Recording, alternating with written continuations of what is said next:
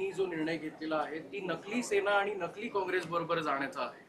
तर नकली सेना आणि नकली काँग्रेस ही विचारधारा इतरांना पटत नाही असं त्यांचं. असं आहे, एखादा पक्ष असेल, काँग्रेस असेल किंवा आणखी काही विचारानं आपल्या कार्यक्रमानं ते लोकांच्या जात असतील, लोकांच्या प्रश्न मांडत असतील, लोकांच्या सुखदुःखाची लक्ष केंद्रित करत असतील, त्याला हे नकली किंवा आणखी म्हणण्याचा अधिकार कुणी यांना देईल?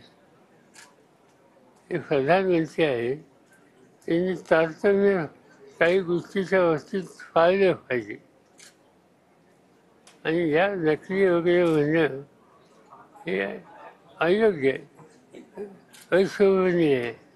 सर, एकीकडे अमित शहा नकली शिवसेना नकली राष्ट्रवादी म्हणून हिणवतात आपल्याला, आणि दुसरीकडे मोदी साहेब आपल्याला ऑफर देतात. नेमकं काय त्याचं काय उत्तर द्यायचं आता झालं, खूप झालं. नाही, पण मग असा पण विचार केला जातो की मोदी साहेबांना तुमची गरज पडायला लागली आता. असं कोणाचं आम्हाला कोणाला गरज पडत नव्हतं. आमच्या बुद्धीला जे कळते, ज्या विचारधारेत आम्ही वाचलो, जी विचारधारा घेऊन पुढे आम्ही जातो, त्याच्या बाहेर आम्ही राहणार.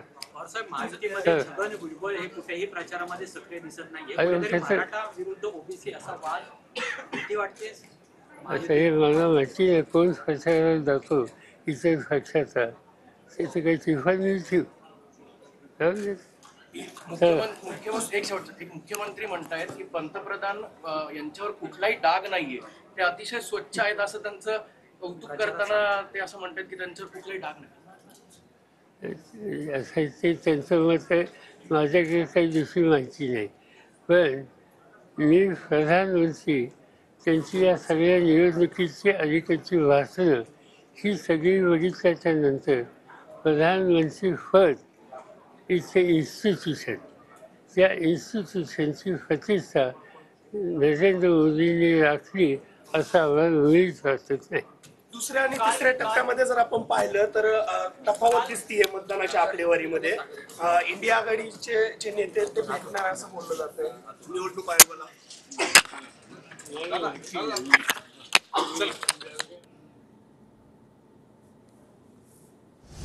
तर मोदींमुळे संसदीय लोकशाही संकटात आहे. आमची विचारधारा नेहरू आणि गांधींची आहे.